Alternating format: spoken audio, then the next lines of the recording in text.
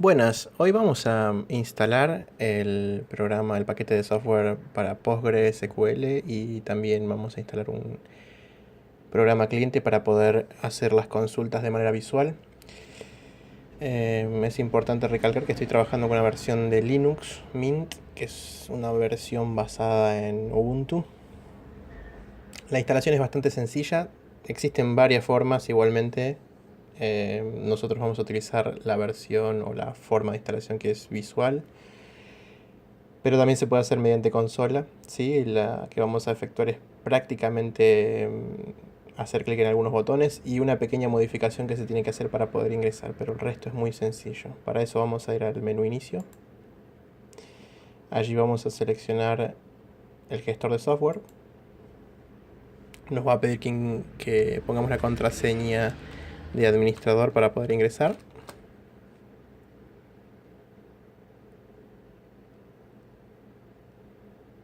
La primera vez que se ejecute este gestor de software se van a actualizar, dependiendo de la versión que tengas instalada, los paquetes de actualización y sobre todo los repositorios de software que se van actualizando constantemente.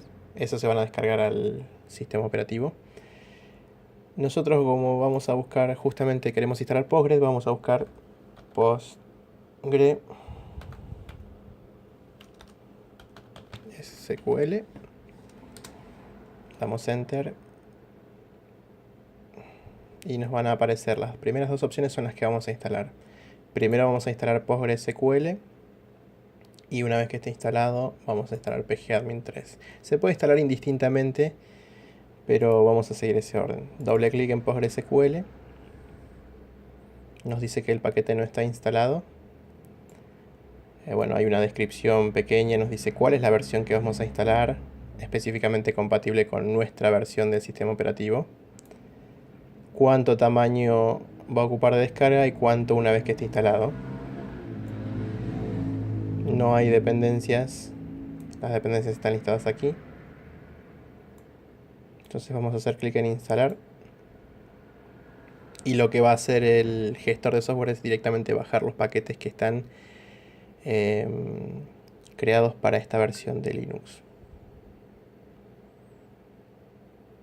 Vamos a esperar a que el programa termine de descargar la versión.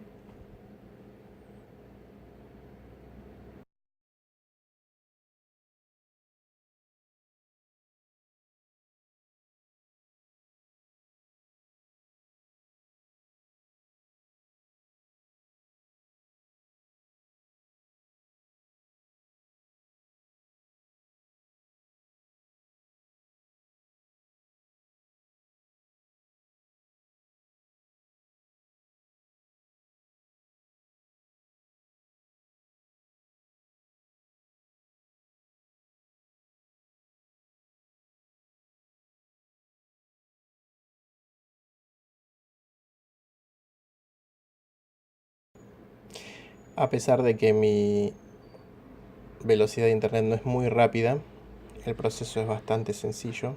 Simplemente se hace clic en descargar o en instalar y baja los paquetes necesarios y ya se instala. ¿Sí? Como aquí figura que ya está instalado. Lo que vamos a hacer ahora es volver a los resultados de la búsqueda.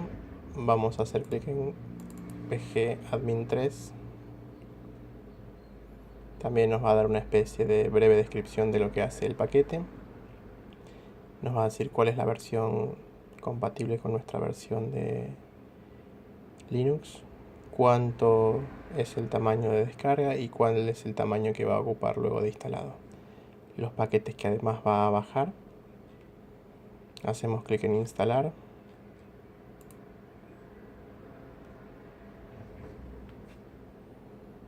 Nuevamente empieza el proceso.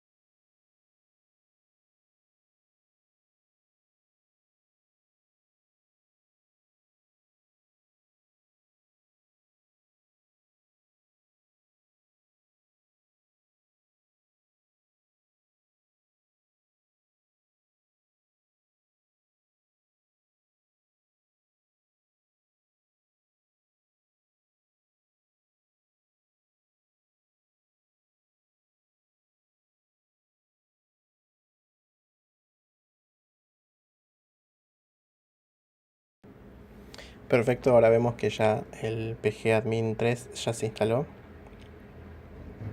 Sí, figura como instalado. Lo que es nuestra parte del gestor de software ya podemos cerrar la ventana.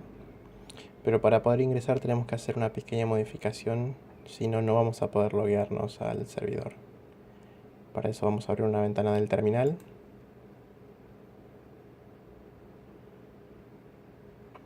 Por defecto, cuando Postgres se instala, crea un usuario llamado Postgres. Y ese usuario tiene permisos para creación de base de datos, para asignación de roles, etcétera, etcétera. ¿Sí? Pero ese usuario, al momento de instalarse, no tiene establecida la contraseña.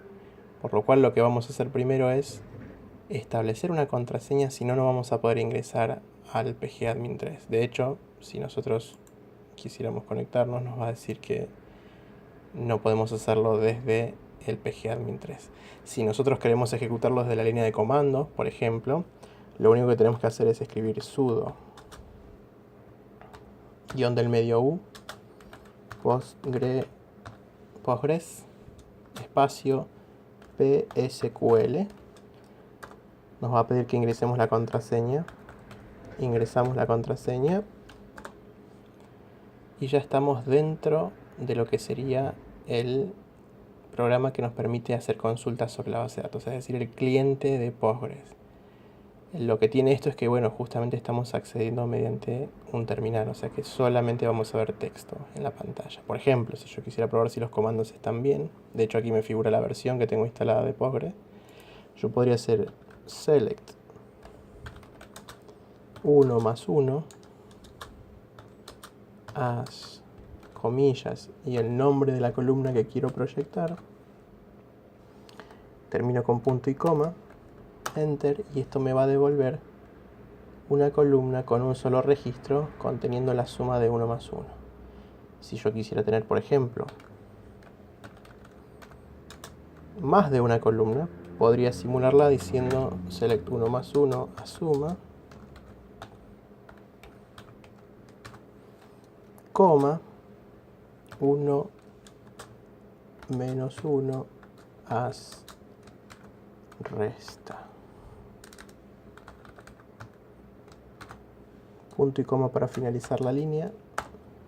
Y veo que ahora tengo una sola fila con dos columnas, una de las cuales tiene la suma y otra la resta.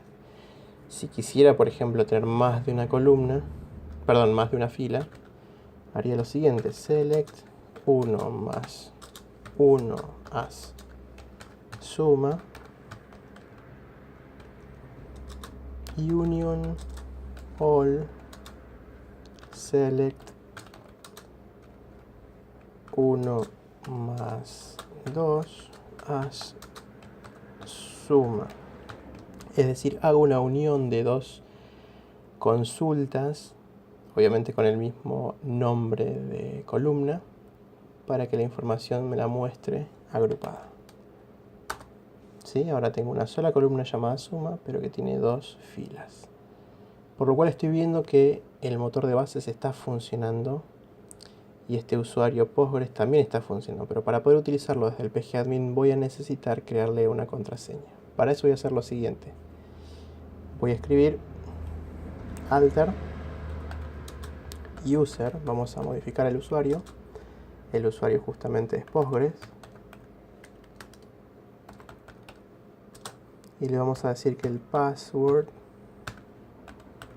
va a ser, en este caso, el mismo, ¿sí? Pero ustedes pueden poner el que ustedes deseen. Postgres. Cerramos la comilla. Recuerden siempre que para poder finalizar una línea es punto y coma. Y el motor de base de datos me dice que ya se alteró el rol, es decir, ya se alteró el usuario o se modificó, le agregamos la contraseña. Vamos a salir con una barra invertida Q. Hacemos exit, escribimos exit. Y ahora vamos a probar desde el pgadmin 3. Voy al apartado de programación, pgadmin 3.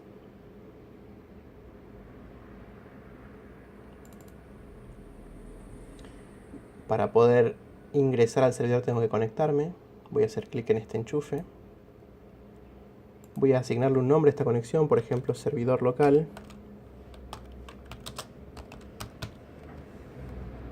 En host voy a escribir localhost, porque el servidor está en esta misma computadora. El puerto lo voy a dejar tal cual viene de fábrica. El servicio no lo voy a escribir. Estoy viendo que está seleccionado el usuario Postgres y en la base de datos Postgres. Por defecto, cada usuario debería tener una base con el mismo nombre. No es obligatorio, pero en lo posible el sistema está esperando eso. Y en el password voy a escribir el mismo que agregué recién. Postgres. Sí, puedo ponerle grupos, pero en este caso lo voy a mantener igual. Voy a decirle que guarde el password para simplificar el acceso. Hago clic en OK. Me va a salir una advertencia diciéndome que estoy decidiendo guardar password y que esto, bueno, es peligroso, es un poco inseguro. En este caso no importa, voy a hacer clic en OK. Como ven ahora, ustedes van a ver que aparece un más al lado de servidores. Y está el servidor local. Se va a desplegar un más. Y dentro de este servidor voy a tener propiedades, como ustedes pueden ver aquí. Qué versión de Postgre, qué versión de Linux, ¿sí? Y los datos específicos de este servidor. Si yo hago clic en el más de Databases, voy a ver que tengo una base con mi nombre, con el nombre de mi usuario en realidad. Y si hago clic en Postgre, me va a aparecer esta ventanita, le hago clic en OK. Y voy a tener diferentes opciones dentro de la base de datos. Nosotros vamos a hacer clic en Schemes o esquemas. Y existe un esquema que se llama público, ¿sí? Una base de datos puede tener diferentes esquemas y esto tiene que ver con la configuración de seguridad, de tablas, de propiedades, etc. Voy a hacer clic en Public y voy a ver una colección de objetos, ¿sí? En este caso, las tablas de la base de datos las voy a encontrar aquí, en Tables. Si tengo vistas que extractan parte de las tablas, las voy a ver en vistas. Si tengo disparadores también, secuencias, funciones, es decir, Postgre me permite almacenar diferentes objetos que cumplen diferentes funciones. Pero bueno, para poder almacenar tablas, vengo a la opción de tablas, voy a hacer clic en New Table. Se va a abrir el asistente y le voy a decir que quiero crear la tabla clientes. ¿Sí? Puedo decirle que el propietario es el usuario que uso, Postgres, que aparezca en el esquema público. ¿Sí?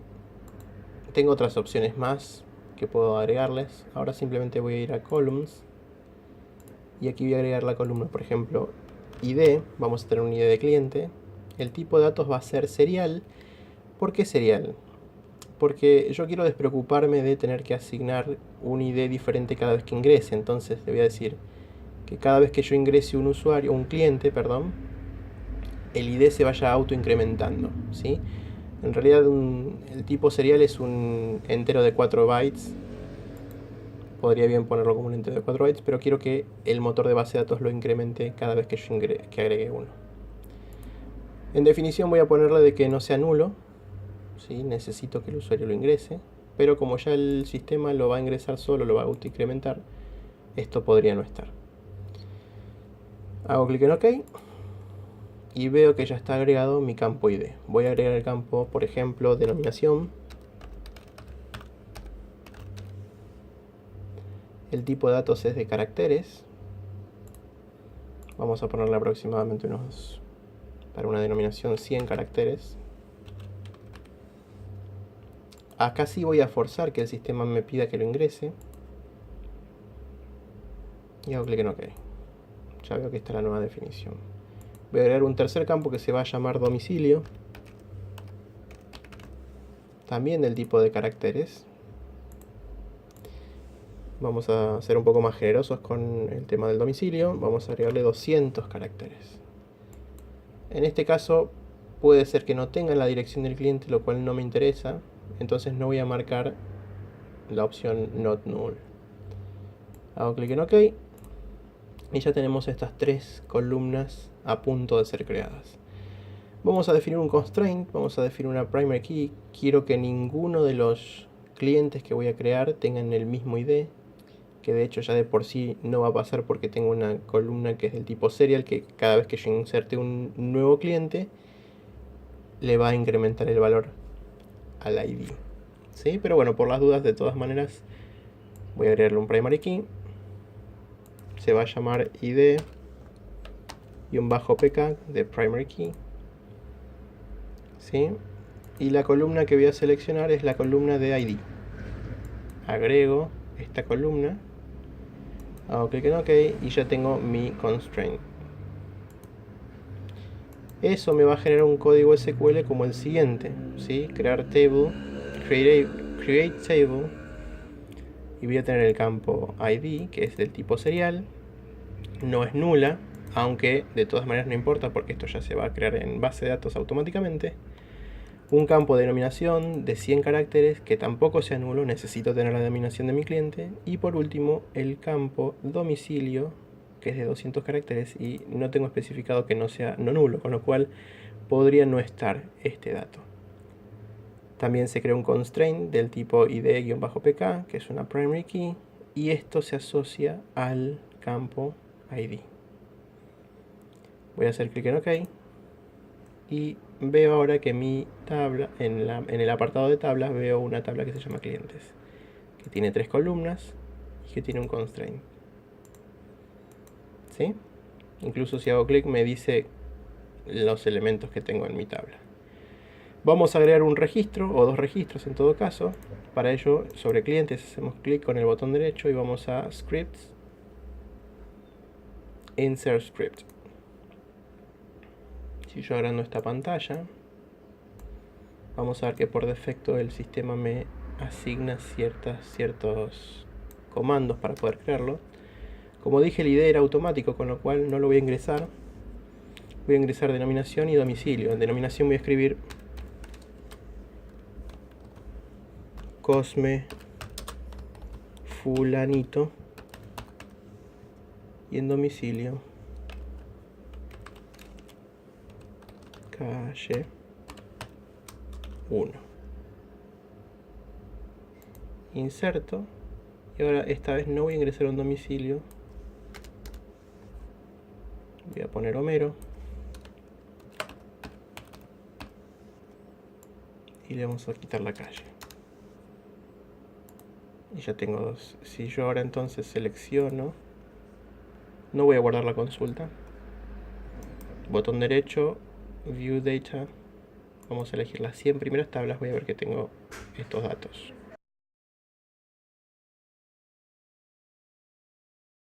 Bueno, espero que les haya servido. Nos vemos. Chao.